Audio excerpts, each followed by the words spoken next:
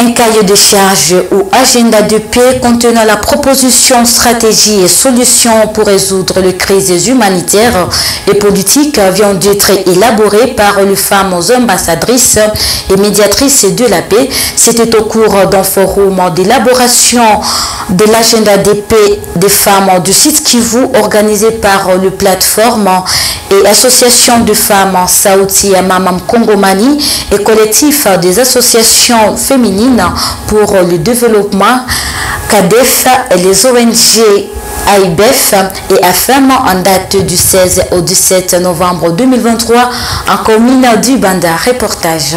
Cet agenda est destiné à plusieurs personnes, à plusieurs autorités au niveau national, international et local. Après des travaux en Carrefour, les femmes ont donné leur perception sur la protection, la prévention, la participation, la paix et la sécurité dans leur communauté.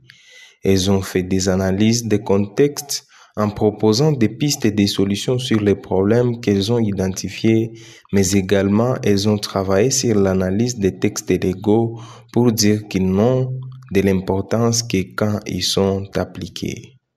Maître Nelly Mbangu du réseau Sauti ya Mama Mkongomani appelle toutes les femmes à l'unité pour parvenir à parler un seul langage de la paix, à avoir un seul cahier de charges. Ce forum a pour objectif de renforcer le leadership des femmes de la province du Sud Kivu dans l'élaboration de l'agenda Femmes, Paix, Sécurité, donc de l'agenda de paix des femmes du Sud Kivu. Et donc les femmes ont démontré l'importance de se retrouver ensemble, c'est ce qui est aussi important, de se retrouver ensemble et de travailler dans l'unité pour la paix. Et c'est ce qui nous ravit aujourd'hui. Bon, je sais que nous sommes à la première phase parce que nous sommes en train d'élaborer les cahiers des charges du Sud Kivu. Bientôt, là, nous allons terminer avec les 5 provinces ciblées par le projet. Et après ça, nous aurons maintenant à organiser une action, de grande envergure de plaidoyer où nous allons faire porter toutes ces femmes le message lié à la paix.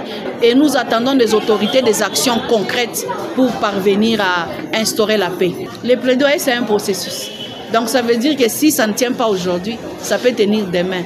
On ne dit pas que nous allons faire changer les choses avec le coup de baguette magique, mais nous pensons que si nous proposons, nous allons suivre pour que l'autorité parvienne à prendre des actions pour le changement. C'est ce que nous voulons faire et nous sommes très persuadés que ce n'est pas facile, mais nous allons continuer à nous battre pour la paix.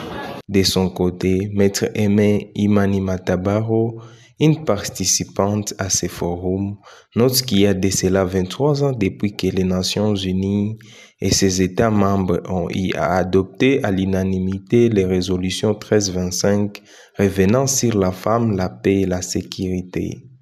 Et vous savez qu'il n'y aura jamais de paix sans l'implication de femmes à tous les niveaux.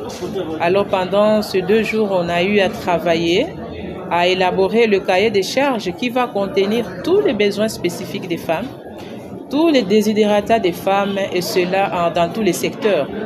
Et pour parler des paix normalement, à côté, on doit avoir l'autonomisation des femmes. Et l'autonomisation des femmes implique suffisamment de moyens financiers pour arriver à donner aux femmes cette opportunité de mise en œuvre de leurs différentes politiques. Il est vraiment impérieux de souligner que nous sommes non seulement d'une partie de la RDC dans une situation à conflit, mais de l'autre côté post-conflit. Et donc on doit capitaliser tous les acquis de ces 2 jours, voir comment chaque femme à son niveau doit jouer pour être actrice de paix. Parce que la paix ne va pas seulement nous venir de Kinshasa, mais déjà à partir de nos communautés, nous devons travailler pour retrouver cette paix longtemps recherchée par tous les acteurs. Notons que cette activité s'inscrit dans le cadre de la mise en œuvre du projet d'appui au rôle des femmes ambassadrices de paix et médiatrices des conflits en RDC, exécuté par la plateforme Sauti ya Mama Mkongomani en consortium avec le collectif des associations féminines CAFED et qui concerne les 5 provinces dont le Nord et le Sud Kivu, l'Ituri, le Tanganyika et le Maïndombe, dont les agendas serviront d'un outil de plaidoyer tout au long du processus de négociation de paix en cours en RDC.